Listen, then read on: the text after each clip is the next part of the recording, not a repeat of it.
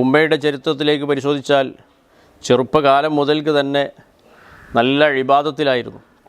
ഒരിക്കൽ C M വലിയുള്ളാഹി മഹാനവർകൾ കുട്ടിയായ സമയത്ത് പിതാവ് സി എം വലിയുള്ളാഹിയോട് പറഞ്ഞു, ഉമ്മച്ചി എന്നാണ് സി എം വലിയുള്ളാഹി വിളിച്ചിരുന്നത്. അപ്പോൾ ഉമ്മച്ചി എന്തെടുക്കുക, എന്താ ചെയ്യുന്നത് എന്ന് പോയി നോക്കി വരൂ എന്ന് പറഞ്ഞ സമയത്ത് സി എം വലിയുള്ളാഹി വീടിൻ്റെ മുകളിൽ സ്റ്റെപ്പ് കയറി പോയി നോക്കി. ആ സമയത്ത് സി എം വലിയുള്ളാഹിയുടെ മാതാവും കുറച്ച് സ്ത്രീകളും ചേർന്നുകൊണ്ട് നിസ്കരിച്ചുകൊണ്ടിരിക്കുകയാണ്. അഥവാ തസ്ബീഹ് നിസ്കാരമാണ്.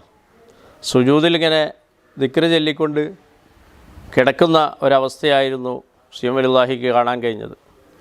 അപ്പോൾ സുജൂദിൽ നിന്ന് എഴുന്നേൽക്കുന്നില്ല. ആ സമയത്ത് സി എം വലിയുള്ളാഹിയുടെ പിതാവ് അന്വേഷിച്ചു അവരെന്താ ചെയ്യുന്നത്. ആ സമയത്ത് സി എം വലിയുള്ളാഹി